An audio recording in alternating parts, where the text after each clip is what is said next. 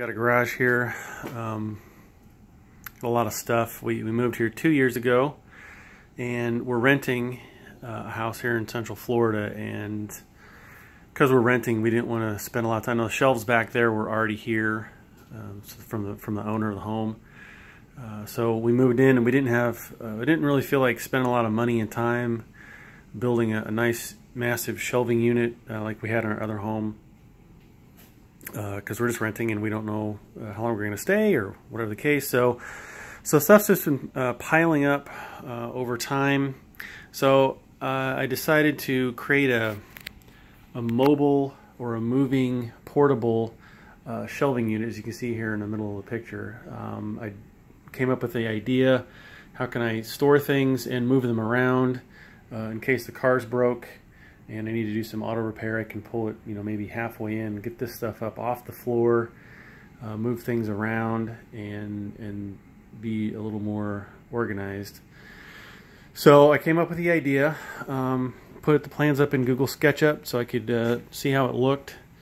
I did different sizes, different lengths in Google SketchUp, which is a free 3D CAD software you can get for your computer. It's really easy to use by Google. So what you're seeing here is these are just the main support. The frame's made out of 2x4s. I used common wood.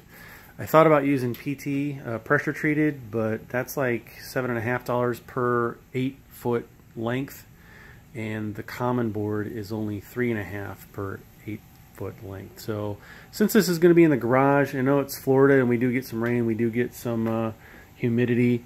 It's not going to be outside in the weather, and this is, super cheap. So I think I spent like 30 bucks on the wood. I actually got too many because I calculated wrong in my head. I initially thought I needed 10 6-foot pieces, but you don't need quite as many. I only used 8.5 for this. So I also have some just regular particle board, super cheap stuff. Does not need to be super strong. Doesn't need to be, AC side or any of that stuff. We had a lot left over from Hurricane Irma, and a lot of people, a lot of friends that I know bought extra wood for their windows and realized that their home has hurricane-resistant windows, and they're like, oh, we bought way too much. So I'm buying some off some friends too, because I'm going to build at least 5 more of these. If I could get 6, I think I could get all this stuff up off the floor, at least not most of it up off the floor. And there's stuff back here too, sandbags. So there's lots of stuff that we have that I want to get up off the floor. So the measurements of this, it's 2 feet wide from that point to that point on the inside. So the inside diameter is 2 feet. And then this side, this length from end to end outside diameter is 4 feet. And then it's 6 feet tall minus the casters. I bought the casters at Harbor Freight. These that I bought, I thought I got the 275 pounds per wheel, but I only got 125. So it's only going to hold about 500 pounds, and depending on how much stuff you have, you might want to get the bigger ones. And then the next one I make, I'm definitely from here on out going to go with the 250 or 275. They're a little bit more. It's only, so there's I got 2 different kinds of wheels. These here are, I'm getting a picture of it. This one here is a swivel, and it has a lock, so you can lock that down and make sure that the whole unit's not going to go anyplace. And then there's these stationary ones. There's a price difference. These were, I think, $4 each, and the swivel ones were $5 each. But obviously, if you go up in weight capacity, they go up a couple dollars each, so it's not too bad. I think the swivel locking were $7, $8 per wheel, which is still really good, really cheap. And that's my whole tactic is, how can I do this cheap? Because I don't have a lot of money floating around for extra wood and the high quality stuff. So yeah, if the one thing I would recommend, because the width, the outside diameter of these casters is just a tad, I'll zoom in, just a tad wider, as you can see there.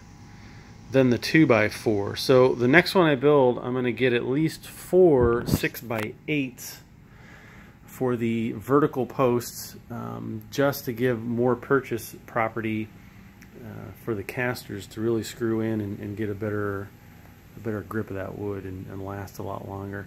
Again, these aren't going to be used a whole. I mean, I'm not going to be out wheeling them every day.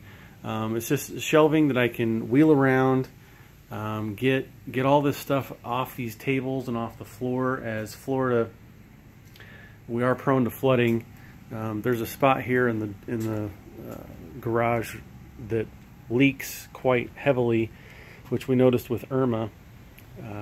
So it pools here and then it streams all the way back, and so some of these boxes that we have will get some water damage, and we don't want that because we have scrapbooks and baby books and clothes and some of that stuff in there. So these should be pretty good. I searched YouTube, and I searched extensively for months trying to find somebody else who had done something similar, because I know there's a lot of people out there that do woodworking projects that are better at this stuff than me, and I thought, hey, let's try and learn from the experts first. But I was disappointed that nobody had ever thought of this before. Not trying to brag that I'm the best or the first, but if this helps somebody else out with their garage and some storage. Now, I'd also like to point out, you don't have to go out and spend high dollar money on tools to do all this stuff. I have this Craftsman hand saw, circular saw, that I've had for like 20 years.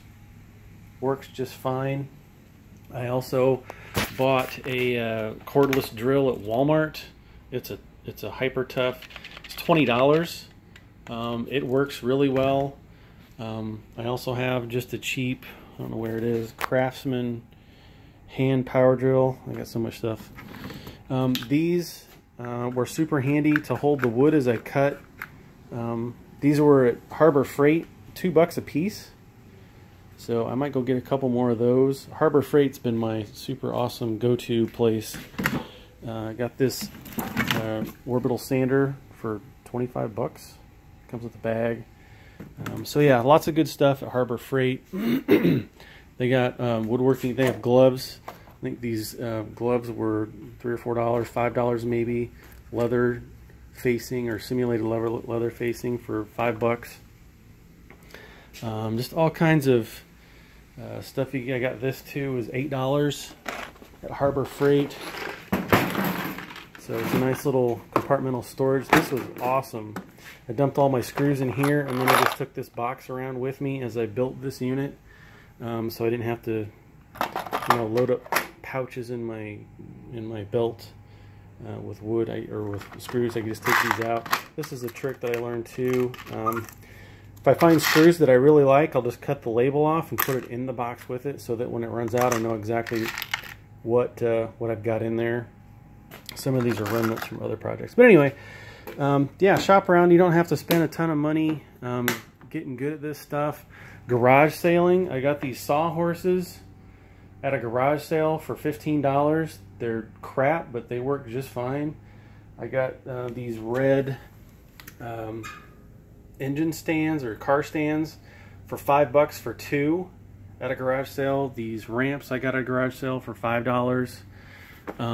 I got that orange Black & Decker jigsaw for $10 at a garage sale. So I'd encourage anybody to just go out garage sailing. It doesn't pay off every week or every time I go garage sailing, but more often than not, I come away with a good deal. I'm fortunate to live in a place that has there's a garage sale somewhere every weekend here in Central Florida. Yeah, so my next project is to do something similar. Well, I'm just going to build a workbench, a portable or moving workbench,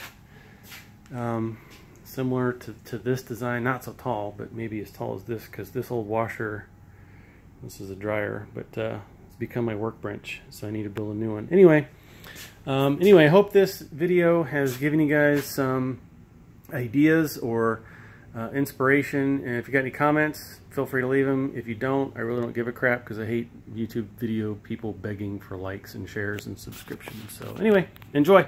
Thanks.